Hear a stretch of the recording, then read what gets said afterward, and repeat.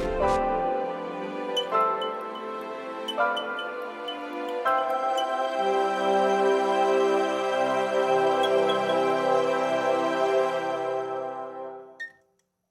was a huge fan of the first film and a massive fan of Denis, and he's just a genius. So it's been just the time of my life getting to come here, and everybody's welcomed me with open arms, and I'm so excited about it. As soon as I read the script and spoke to Denis, I knew that it was going to be so much fun.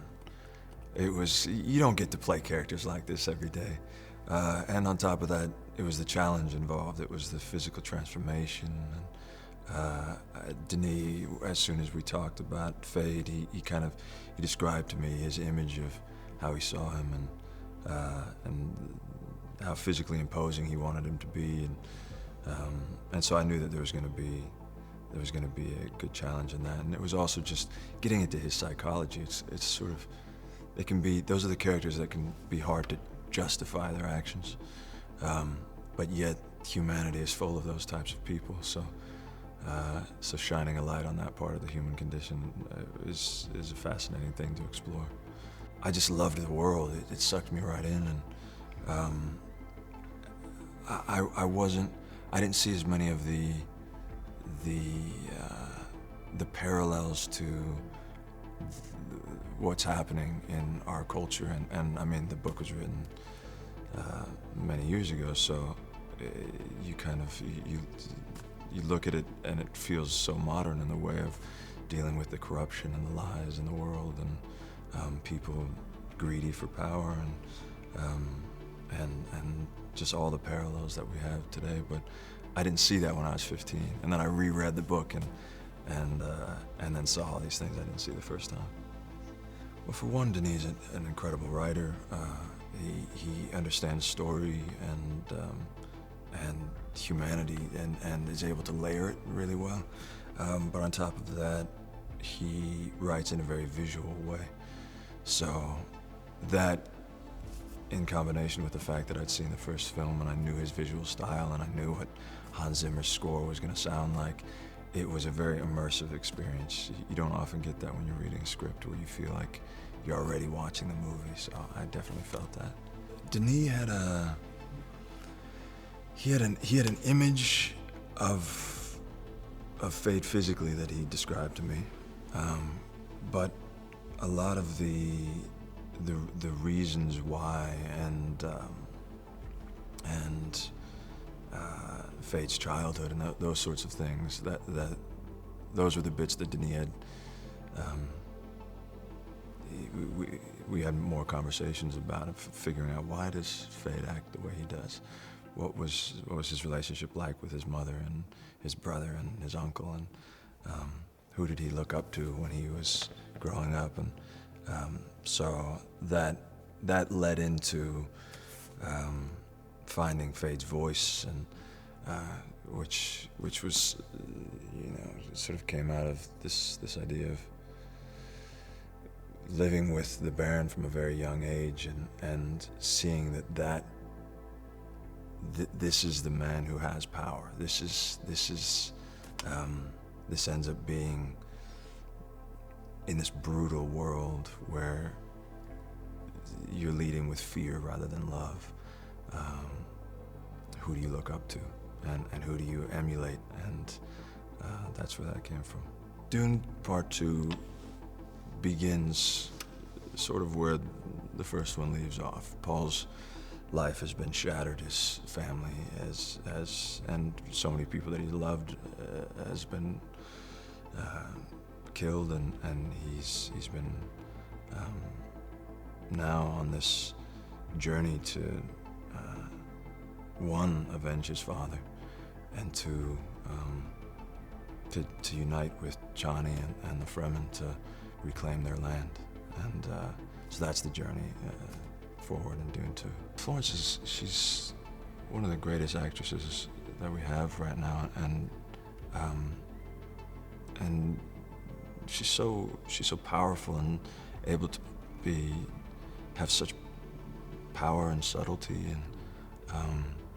and then we also have a great time together on set, and she's just been such a joy to get to be around. We really have had so much fun. He's a fantastic actor and a really generous guy, and we've had a blast together so far.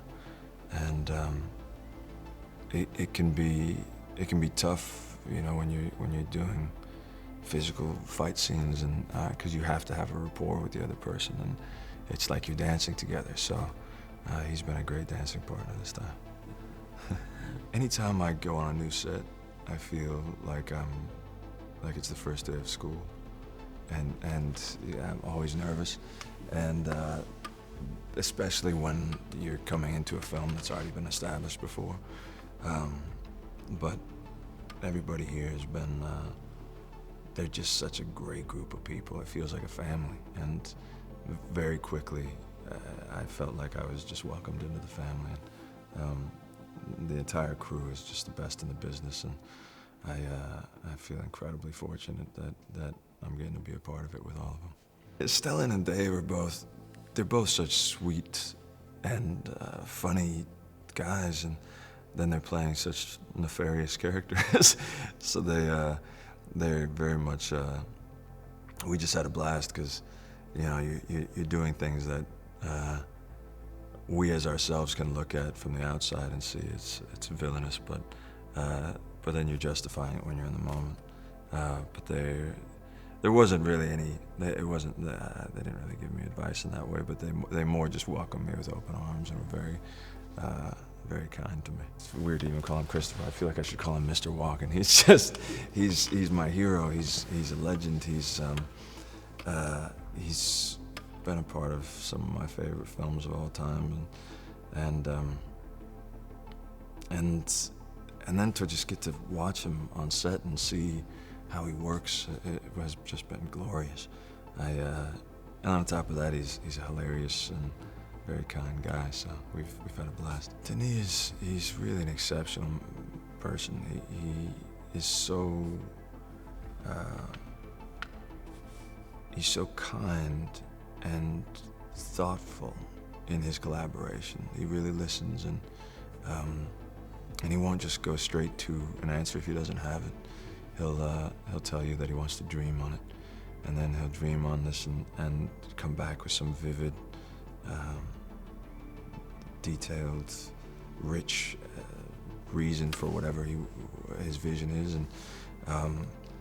and he's really a true genius. I mean, when you watch him at work, it's really, I feel like I'm on set with Kubrick or something. I just feel so incredibly in awe of him every day, and he makes it look easy. He's just so sweet at the same time. It's such a nice thing to get to be around. And then the other thing that I didn't realize is how funny he was. He's really got such a sense of humor. One is on an internal level, that feeling that you get when you see heroes fighting for what is right, and having to make difficult decisions and do what's best. But then on another level, it's getting to be in a movie theater and witness a spectacle like that. I know how much films have meant to me, and I'm excited for audiences to get to sit down and witness what the entire crew's put together, because they've all worked so hard, and it's really just cinematically amazing.